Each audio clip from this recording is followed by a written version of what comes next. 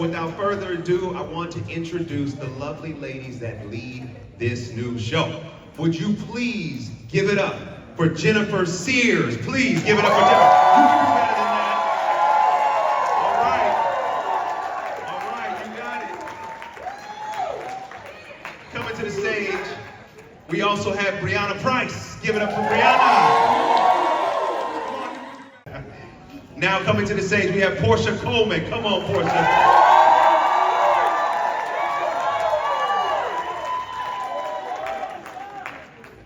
All right, y'all. Coming to the stage, we have Kadeen, Andrea,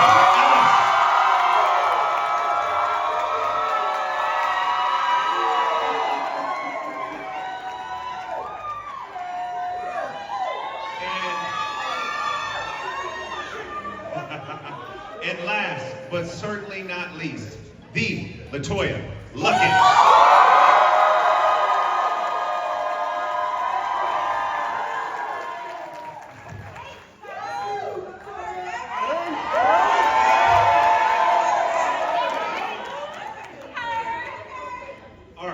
Let's just start off.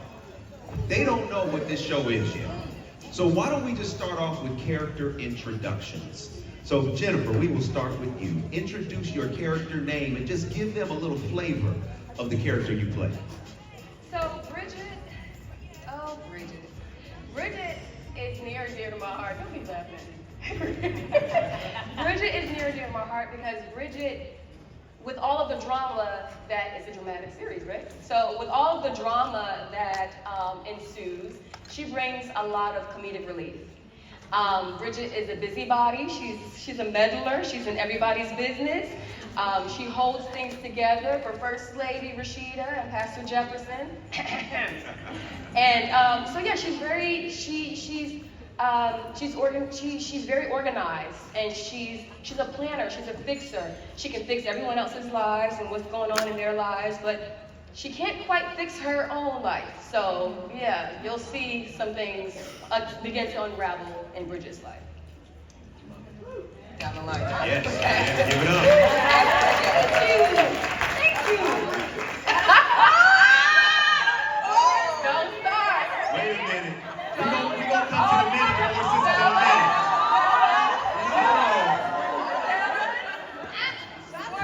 Rico. We're gonna come to the minute in a minute. We're gonna have one in a minute. Don't embarrass me, boy. Go ahead, Bree. Go ahead, Bree. So I play a character, her name is Tiffany. She's very playful, loyal, a bit of a gossip. Her and Bridget have a little hot goss situation consistently. I think Tiffany's really interested in the truth and honesty and intuition, and she also demands so much of her friends. She wants them to live up to their highest potential, and she expects the same thing from herself. So she has pain points like the rest of us do, but she opens herself up to what life has to offer, and you're gonna have to watch to see more. What a teaser. I'm over. Hey guys, I'm Portia playing Naomi. Naomi is bold, she's fierce, she's a firecracker. Naomi does not like to be told no, and Naomi is not gonna let anyone have any peace in their home.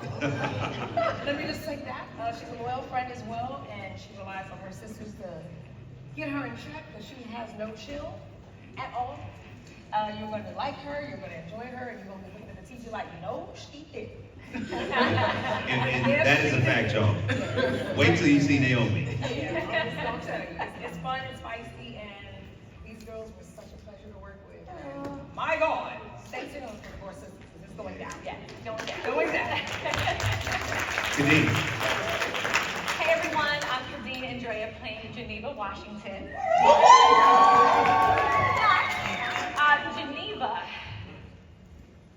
Geneva is an attorney, married to William. She has a 5-year-old daughter, Anika, which is very, very different than my real life. 4 whole boys, if you know you know. But Geneva is a person who presents having everything together.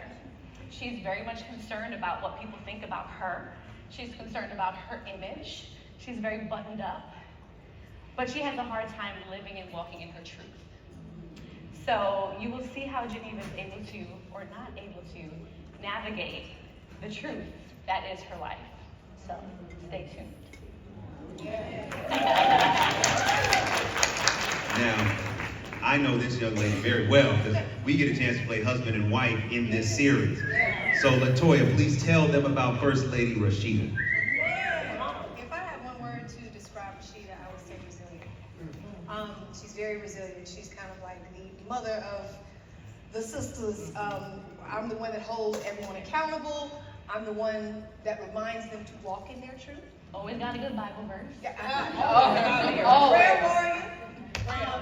Yes, and I'm the one that tries to just try to find the resolve, the solution. You know, especially if they're coming to me for advice and wanting me to help.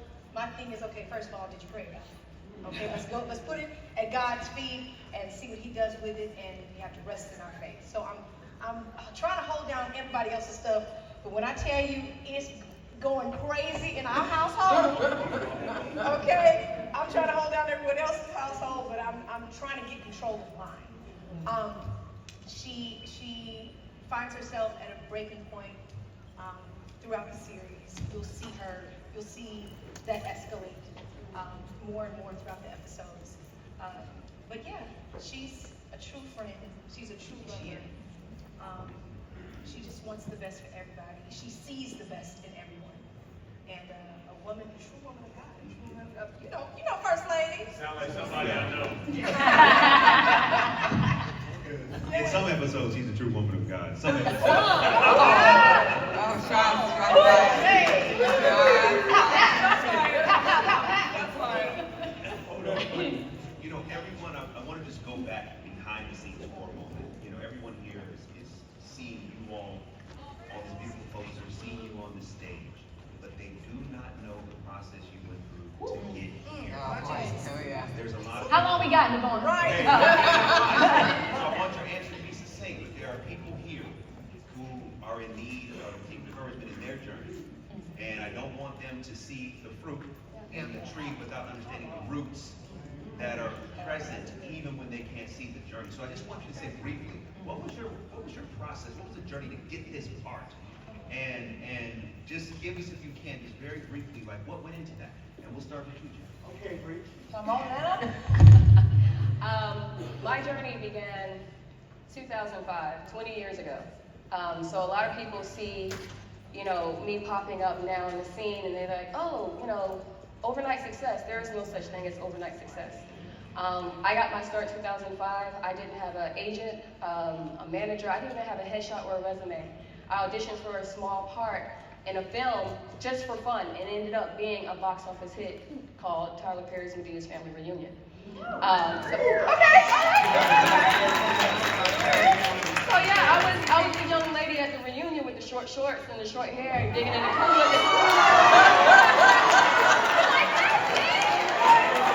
Can y'all tell me what was my line? I ain't got no more. And she still got the legs. You see, she still got the legs for the short short. Show them the legs. So I'm gonna keep this brief, but I remember working with Mr. Perry way back then, 2005. He cast me.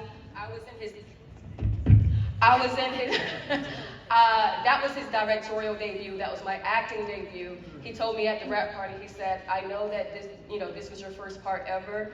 He's like, I see a future for you. Just stick with it. Nothing is given, everything is earned. I got into acting classes. Fast forward 20 years later, he cast me in my first series regular role. It took 20 years to get to my first series regular role, so trust the process. Come on. This is hard to keep succinct. First of all, I do want to highlight my friend who helped me get this role, who's here right now. His name is Cornelius McCarthy. He coached me on this. And he's been coaching me for the past year and a half. But to piggyback off of what you said, for me it was not quick and it was kind of painful.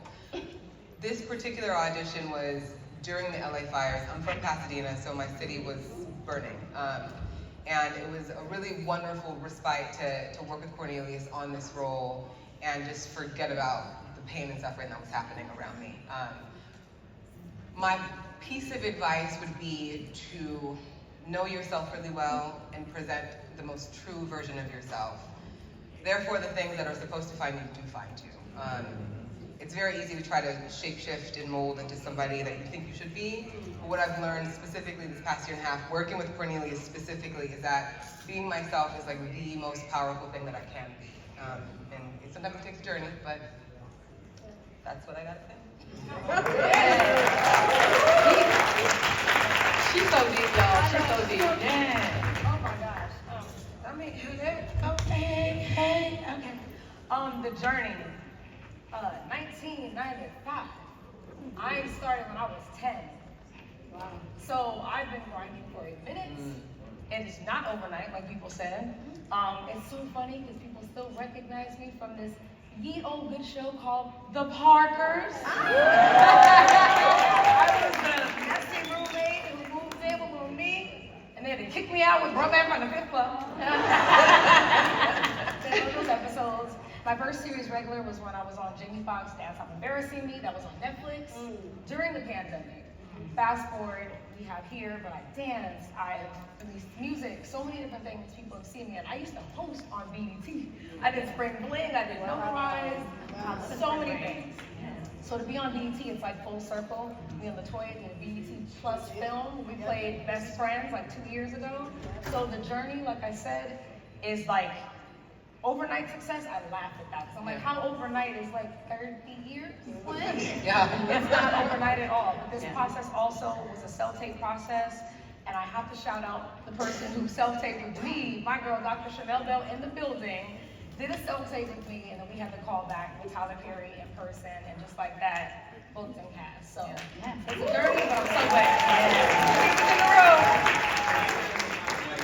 When you came in, We can talk about it. Yeah, let's on keep the going. microphone. Thank you so much. When you came in the room, you came in to read for a different part. Let's talk about it. So Real I quick, came tell in. them about that. I'll tell them. So I was reading for the role of Tiffany, and Tiffany was reading for a For the different role role of Geneva. Yeah.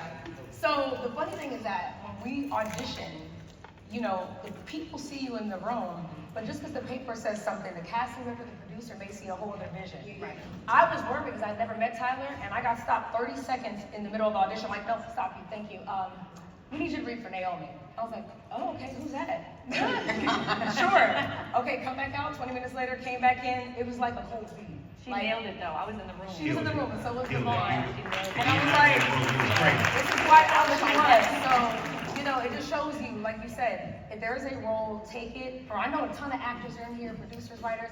Look at your script, take the role, and make your own choices, but make it be so organic to you. I knew nothing about Naomi besides what I saw in this paper, and I gave her a story, I gave her a vision, I gave her pain, all of that, and I had to make decisions. So it paid off, so come on, 1997. Come on.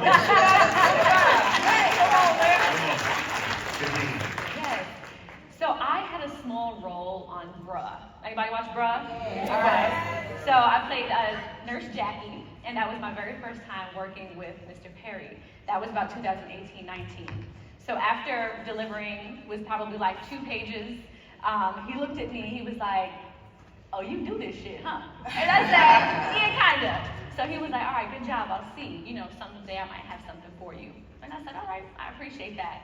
So coming from having a degree in broadcast journalism, going on to get my master's in communication, speech, and performance, I always knew that this is what I wanted to do. I had to stay the course. So shout out to my husband, my man.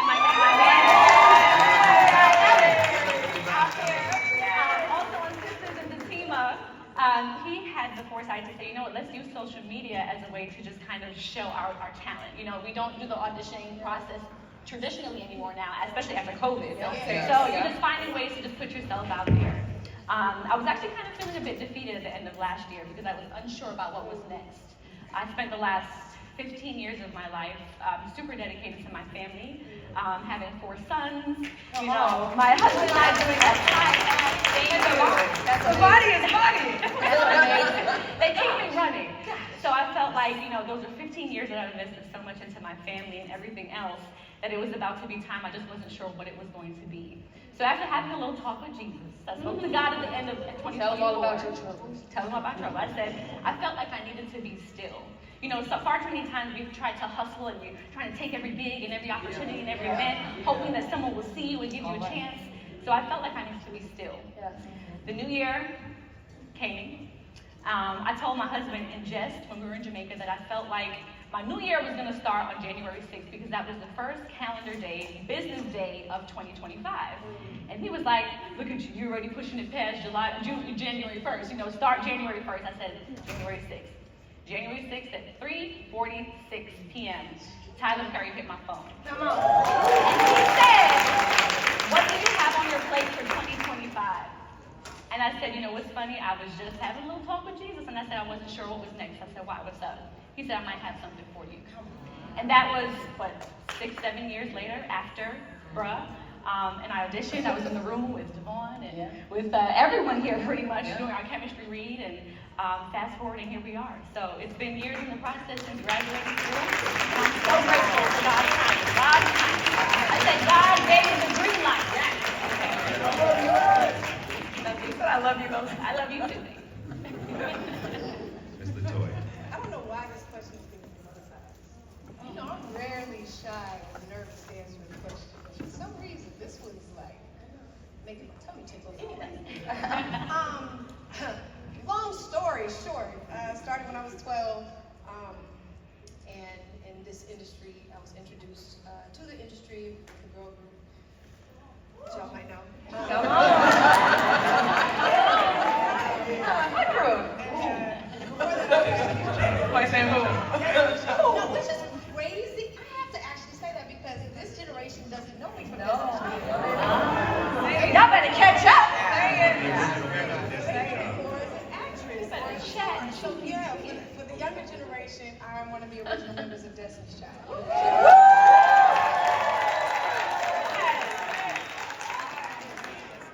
Before that, I mean, as far as acting goes, I'd only acted in school plays. And that's as far as it went. And then after about 2004 or 6, I can't remember, I just released my first solo album.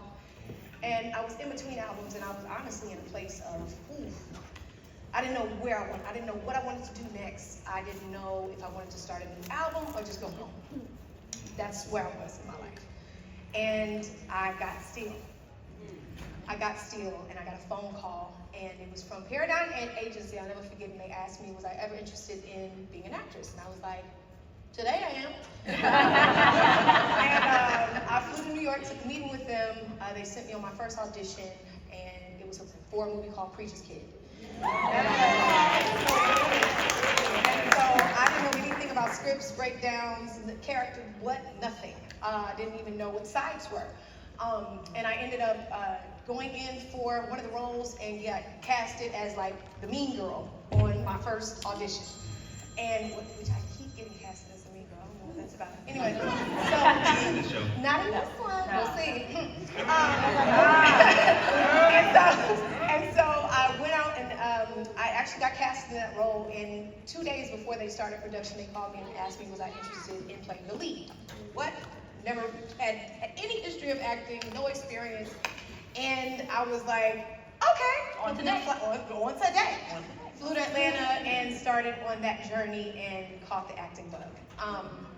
Started going to, actually I had a coach, Troy Rowland, who coached me through every audition after that.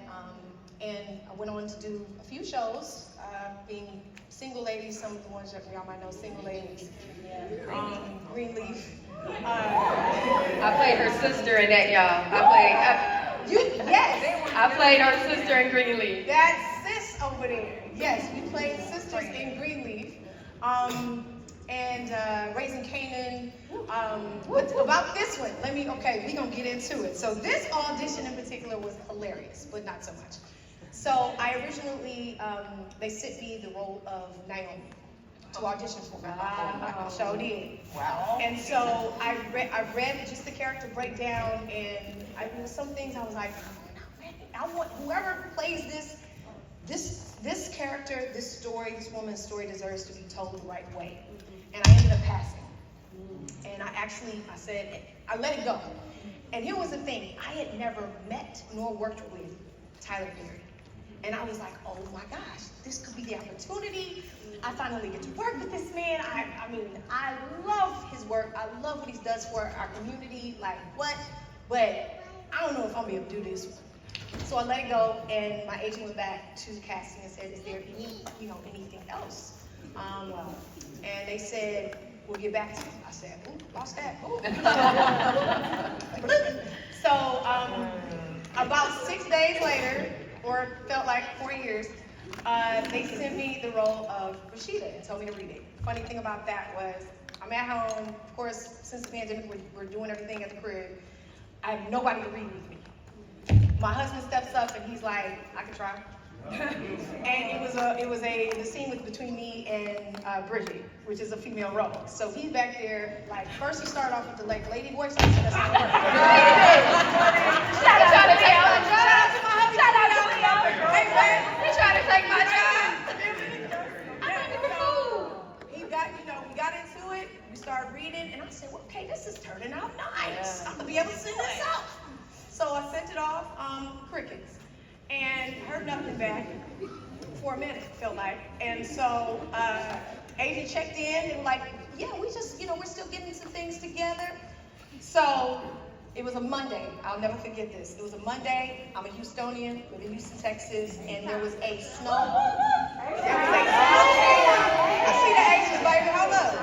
So there was a snowstorm hitting Houston. Now, if you know anything about Houston, like we're gonna get some rain and it's gonna flood, but we don't know what to do with a bag of ice. Okay? Everything shuts down. So we knew this storm was coming. And I just felt it in my shana. I said, they're gonna call. I don't know what I felt it in my shana. So this is the Monday, right? We didn't heard nothing. So can I tell the truth? Because now we got the roles, we can tell the truth. Okay, tell the Okay, truth, we're gonna tell the truth. Okay, cool. So I get a call from my agent, and she says, Tyler Perry is calling around for you. And I said, what that mean? And she said, Tyler has called Devon and ask about you, have you worked with her before? Are you familiar? Blah, blah, blah. He's like, I just married her and her husband. I'm seeing the wedding pictures. Boom. Okay? So since, they had their conversation, I'm like, oh snap, that's amazing. This is good news. When's the callback? Guess when the callback is, y'all? The next day? The next day. No, it's Wednesday. The Wednesday. It's Wednesday. Yeah. Guess when the snowstorm coming? Tuesday. Okay? The snowing in Georgia. So I'm stuck. Barely making it. Barely about now. Granted, he in Toronto. He in Canada. Right. He makes it to LA. I'm in Houston. It ain't a bus on the road. Nothing. Everything closed. So I ended up, of course, I'm stressed because I'm like, well, I can't make the call back. Of course, Tyler Perry obviously wants to do face-to-face callbacks. Lord, I'm putting it in your hands. So the next morning, they were trying to get flights out. Of course, nothing could get out. 11 o'clock that night, my husband said, as we lay in there, lights out, baby, I can drive you to Dallas. I can drive you to Dallas. We can make it. That's my baby. Yes. He said I can drive you to Dallas, or me and Gabby can drive you to Austin, San Antonio, wherever surrounding areas. We could get on Google, blackouts on the road. Everybody sit down. So we going over. The next morning, I call. He tells me, he said, baby, call Devon. We're not hearing anything from the agent. We're not hearing anything from TPS, nothing. He says, call Devon. I said, okay. I called him. I said, bro, this was up. I can't make the call back. I'm trying. There's no flights. There's no this and there's no that. And what he told me, he said, if it's meant for you, it'll be yours. That's what he told me. And so I sat around the house all day, sad, and praying, but sad and nervous. And I remember around like 4 o'clock, he called me, and he was like, I want to send you something that's kind of funny. And I was like, what is it? And he sent me my headshot, and next to it, it said, can't attend due to weather. He was like, I know that's not funny to you right now, but it's just kind of funny. No, it's not funny, actually. It's not funny at all.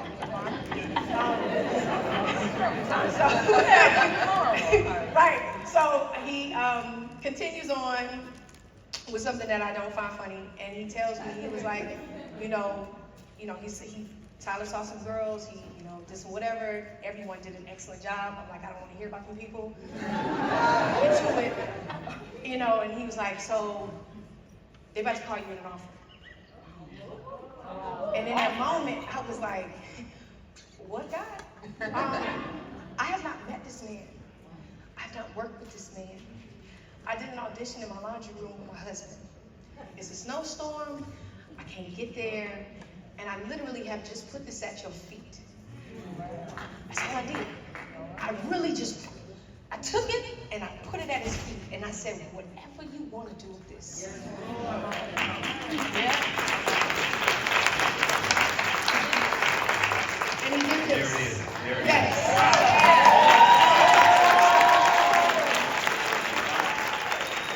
By show of hands, how many of you have found these stories inspirational and motivational? The reason why it was so important, we're going to talk about the show in a moment, is a lot of times, again, you're watching TV and you're connecting to characters, but you don't connect to the people. So I wanted each of you, thank you for sharing your heart and your journey. The stories are amazing. And I think what you got to know is what's for you is for you. It's true. Won't pass you by. And just keep showing up. So we've all been talking about one name, his name. Let's just speak it, Tyler Perry. We've been talking about Tyler Perry. Get over Tyler Perry. So I want to just talk about his process, right? Like, what was how did you experience him getting you into your character's emotional journey? Now, we don't have time for each of us to answer the question. So if it hits you, but I want them to understand the process that you underwent with him to allow him to direct you into the truth of your character. Who wants to take that? I'll come in light. I came in with one idea of who Rashida was. In the first scene, he made me drop into something heavier and made me see a different side of her. He is very, we all know, it's that one take. You only get one take, you only get to, which could be traumatizing for an actor. Because you're like, no, I'm used to like 16 of those, and then we gotta be here, and then turn around, and we might come back after lunch. No ma'am, no sir. So, I will tell you, he knows these characters. He knows what he wants. He will change a line on the spot. Matter of fact, Right he'll there. change a scene on the spot. Absolutely. And you have to know your lines. You have to know your stuff. You have to come in prepared. The thing that I love about this group of people, not just this first row, but the lady sitting up here, is we were able to bond with each other. We sacrificed a few weeks before we went into production to really get to know each other, get on Zooms, run scenes together. That was not a requirement. The chemistry, yeah. Yes, we knew we had to get the chemistry. We knew there was work to be done. And we knew he was going to have high expectations. I will say that he is very serious about his work. Don't come in there tired. And when you look at him behind that cart, because that's what it is. It's a cart. When you look at him behind that cart, I don't care what you're going through, how tired you are, or the fact that you ain't ate lunch yet. If he ain't tired, you ain't tired. And you in some scenes, he's directing all scenes. So that puts into perspective why we can drive onto TPS Studios and it looks bigger and better than any flashier studio that you see here in Los Angeles, California area. He did that. We sure did. Especially with building out characters, to answer your question on the spot too. One thing he does is he makes you feel so comfortable that when you're taking direction from him, he'll say, I'll never let you look bad. All I want is for you to be true to who this character is. And sometimes because you're moving so quickly, you'll get in that look change, you're running with your scene partner, you run to set, and then you want to just rush and say your lines, and he'll be like, Slow down. Would Geneva approach that scene like this? And then you have to say, you know what? I got you, sir. And that's exactly what he did. And he delivers it with such love and such care. And because he's given you an opportunity, you don't want to fumble this one. You want to show up as your best self, whatever you have to do to sharpen your instrument before you get there, whatever you have to do to build that character out so you can empathize with that character and lead from a space that's no judgment. do what you gotta do before you get to set, because once you're there, you'll be so taken care of. So shout out to TP and the TPS Studios. Yes. For making sure that we were able to show them our best selves. It seems like everybody wants to ask a question. Go ahead. Well, wait, Go wait, ahead. but people don't realize like how tall sometimes Tyler Perry is. Yeah, he's very tall. He is really Very, tall. very tall. Like 6'5", 6'6". When he stands up, you're like, oh wow, the stature, the voice, the presence. He has like this, like essence, but he is such a Papa Bear. Like I didn't want to go in for a hug. It's not everybody is huggers. I love hugs, so I don't mind. I'm like, oh, give me a hug. One day I was like, oh my gosh, she's coming in for a hug, and I was like, oh my gosh, like it was so warm, it was welcoming, and then he almost brought me to tears. He was like, Naomi's story, what is this? Like he'll just catch you in a moment, and you're like, oh wow, you're good. Oh, Tyler, that was good. Like he makes you feel so comfortable. He's an actor's actor. Yes. That's so amazing. Some directors aren't always actors, so they don't know how to convey certain things, but he really conveys it to you so well when you just are like brought into this family and everyone around you. Like I said, we're all like studying lines. We have readers. We had all the guys that are here in the front row. We're on FaceTime. We're on Zoom. Shout out to our men. Our men are right here. Shout out to our men. Y'all can say it. Y'all did already on. Y'all can say that up. There they go. While you're standing, hold on, y'all. Now you're still in my thoughts. Did you stand? Go ahead and miss it. I know if you guys would give me a little more volume on the mic. That'd be amazing. Okay, let's just introduce the men of Divorce Sisters. Hold on. Rob, Christopher Riley, Rico Ball, Pierre B. Johnson, Donovan Christie Jr. And give it up for Ron Rico Lee. He's not here right now, but give it up for Ron Rico. I just had to say that. Yes. These guys help us on set. Shout out to everybody here. And you. Yes, Come give on, it up for Rico. Pastor. Let's go. Yeah. Sure, I'll answer. Yeah. Sure. I'm up for it. Yes. I think the thing that I felt the most comforted by, I've had a lot of freedom. So I feel like Tyler let me play and explore the character in different ways. And I could open up her world in a way that felt safe. So I didn't have to necessarily do something that was on the page. I could try new stuff. And with all my castmates, there was just like a lot of symbiotic energy. So whatever was happening in that moment, we allowed for it to live. Which, you know, sometimes the director has a very specific thing that they want you to do, and you gotta do that. I felt a lot of freedom when I was on set. Yeah. So I have two brief things. One, the show's about sisterhood, right? I know it's called Divorce Sisters. Divorce is not the focal point. The focal point is really sisterhood. And it's 5 ladies, right, in Divorce Sisters. I have a friend group of 5 friends. And we've all been friends for 20 years. Such as the girls here, the sisters, we've been friends for 20 years. One friend of the friend group, my sister at heart, who worked as a costumer at the Tyler Perry Studios, Molisha Robinson. I will forever say her name. Try not to. It's all right. Right before auditioning for Divorce Sisters, my best friend of over 20 years, Molisha Robinson, passed away from breast cancer. And it's funny how Tyler and I talked about this. It's funny that the rap party for Medea's family reunion, Mo was my guest at the rap party. And to know Mo is to love Mo. She's very bubbly. Hey, what you need? She talks really fast. And so Tyler comes in at the rap party, and he's like, Jen, don't go anywhere. And so Mo goes, what did you do? I was like, I don't know. She's like, are you in trouble? I was like, I don't know. And so he circles the room, says hi to everyone. He comes to me and he says, I need you to do me a favor. I was like, sure, anything. What do you need? What do you need? I'm, Bridget, trying to please, trying to be a fixer. And he said, I need you to do me a favor. I said, yeah, whatever. And he's like, go to the bar. I said, uh-huh. He said, I want you to give me a drink, make sure it's cold. Reach way down deep and make sure it's cold. I said, oh, you're doing the line for me.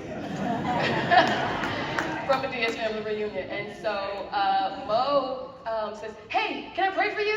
And I was like, Mo, no! And so I was like, you don't know this man. You don't want to, what if he doesn't want to touch and agree with what you're about to pray with? So they step aside, they say this prayer, and someone's taking photos, and we turn to the camera, we take photos. That was the first time she met Tyler. Fast forward 10 years, she ends up working as a costumer in the costume department at TPS. Fast forward 20 years, she unfortunately passes away. In the obituary, we have a collage of photos, and one of the photos that was chosen was the picture of me, her, and Tyler from 20 years ago. And so at the in-person callback, I brought the obituary type. Let me tell you what kind of heart Tyler Perry has. Towards the end of her life at the hospital, he visited her in the hospital with all that he does, all the shows he directs. LaToya talked about there is no being tired. There is no being tired.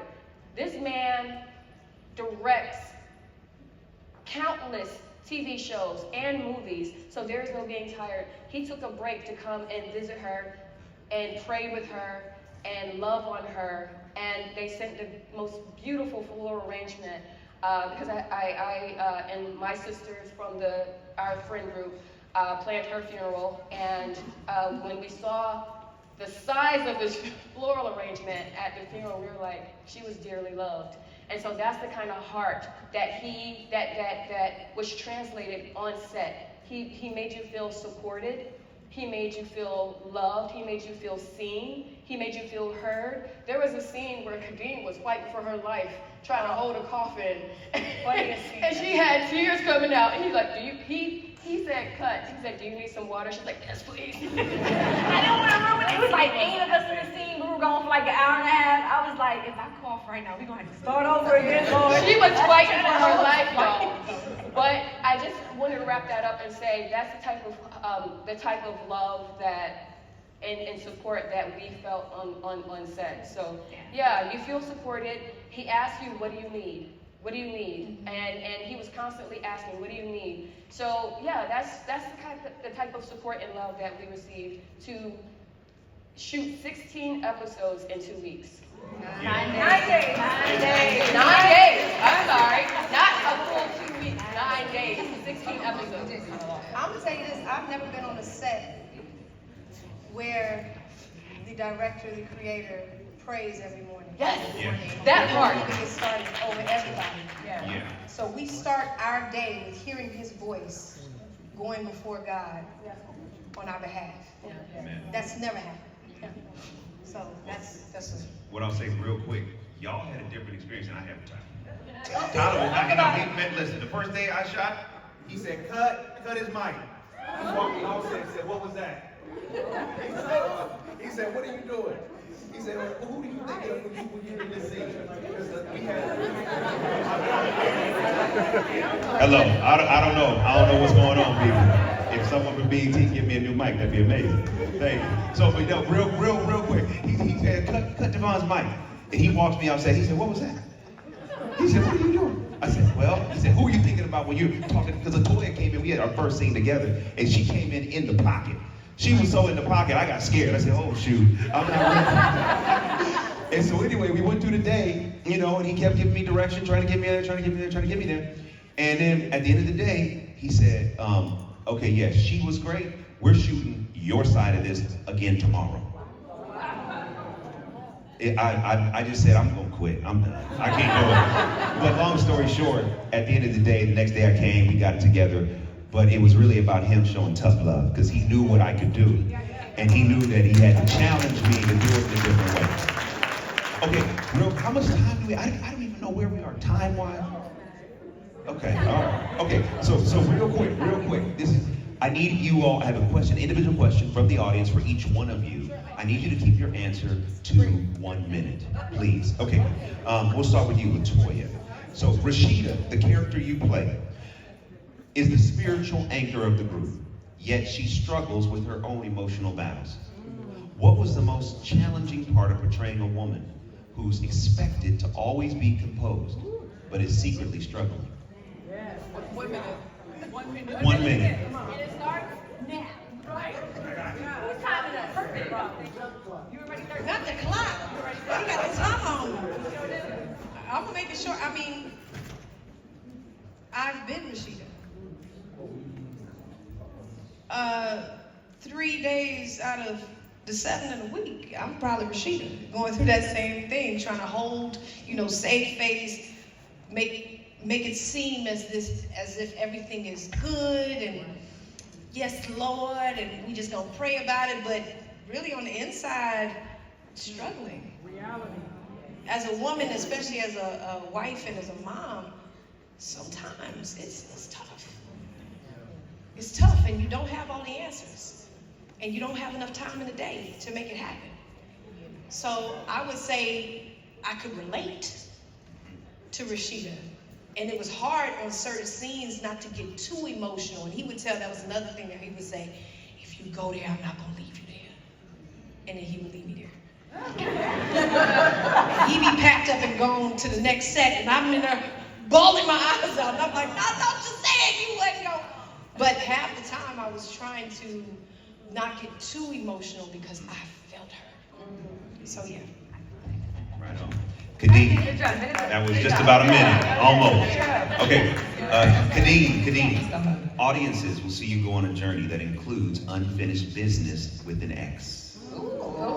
How did you navigate the subtleties of guilt, jealousy, and fear in your performance? Ooh, that was particularly challenging for me because Geneva is so far from my real life. So having to develop a character who was dealing with so many things, first it started with not judging her. I think the thing about this show that makes it particularly beautiful is that regardless if it's you, a friend, a sister, a mother, or aunt, you'll find some bit or piece out of these 5 women that you can relate to. You'll find yourself in a space where you're like, what, I don't necessarily agree with what Geneva is doing right now, but I can understand why she's doing it. Geneva is someone who does not like to face her reality. She tries to run from it. And I really just approached her from a space of saying, you know what, let me do her due diligence and not judge this character. And try to understand her heart and why she's so conflicted. So yeah, it was hard to play Geneva for that reason, but that made me work that much harder to prepare to show up for her on set. Right. Okay, Portia. Yes. The character of Naomi is caught in a loop with her ex. Why do you think she can't let go? And how does that affect her relationship with the other women? Oh, why do I think she can't let go? She can't let go because I secretly believe that she's still in love with her ex. And that happens. I think people can be together, they may love each other, but it's just the wrong timing. It's the wrong circumstances. So I think that even though I'm not gonna say it, because just because it's called divorce sisters doesn't mean everybody's divorced. Let's just say that, so I'm not gonna give that away. But I do feel like she has not moved on because she hasn't dealt with it. She hasn't sat and everybody said be still. If you have a breakup, you need to be still. If you're doing a job transformation, be still because you have to listen to understand what you're going through. And sometimes people are emotional avoiders and they don't deal with that. And I think she's an emotional avoider. She's just a reactor. She's gonna react. She's methodical, very much methodical, but she's gonna react. And at the end of the day, she doesn't really care who gets affected sometimes around her, but then her sisters are there to say, girl, think twice. And she's like, well, catch me if you can. I'm gonna go. That is absolutely true. She quick, so she's Yeah. like a whack-a-mole. Brianna. Tiffany is a character that is unwittingly involved in her friends' secrets and mess. Was there a moment or scene that was particularly difficult for you to film? Difficult or emotional? These questions. Who wrote these questions? These are audience questions. Y'all are good. Show yourself. Show your hand. Who is that? Show yourself. I think there were 2 scenes that come to mind that, not necessarily difficult, but encouraged me to open myself as Brianna the actress in a way that I wasn't, it's not always comfortable, let's put it that way. One of them was with my good sis Naomi, where we're having a long conversation about many things, and she tells me about myself in a way that is painful. And then another was with a love interest that I have in the show, where it's about like self-worth, like why me? And I thought that was a particularly, I don't even want to say challenging, it just like, it forced me to be honest. And sometimes it's like easy to, you know, it's easy, sometimes it's not. And one of my goals was to tell the truth as much as I could, so. Thank you. All right. Right on. Jennifer, last question. Your character is in a relationship with a younger man. What message do you think her storyline sends about modern relationships and maturity? Are there any stigmas that are reflected or get challenged in your storyline? Oh. That's a complex case. Fine behavior. I would say, you can't raise no man. Come on now. Repeat that. For those in the back who didn't hear you say it again. You can't raise no man. You gotta let God make him a man before you can make him a husband. Period. And that's all I gotta say about that. All right now. Come on, Bridget. What was that, 15 seconds? Girl. I just bought y'all some time, so. Oh my goodness. How many of you have enjoyed this panel discussion? Tyler Perry, Divorce Sisters, debuts on BET Plus on June 10th. If you do not have a BET Plus subscription, what's wrong with you? They give it a free trial and everything. You can just get the free trial, okay? And try it. When you look at even what the price point is for the streaming service, it is very It's worth competitive, and you get so much for your money. So if you are not a BET Plus subscriber, please subscribe today so you can watch Divorce Sisters. It's going to be your new favorite show. There will be a sneak peek. The first episode will air right after the BET Awards tomorrow night. So get ready, okay, y'all? And I just want to say, these are our characters, they're not us. Right, There's some stuff that we do that's our character. One other housekeeping thing. There are 10 BET Plus subscribers that have won access to the meet and greet. If you would just stay behind here and they will come grab you, we would love to see you, take pictures and whatnot. We thank you for being a BET Plus subscriber, and we're so glad we get a chance to take a picture with you. And before we end this panel, if you haven't seen it already, we're going to show you the trailer for Divorced Sisters. Good job.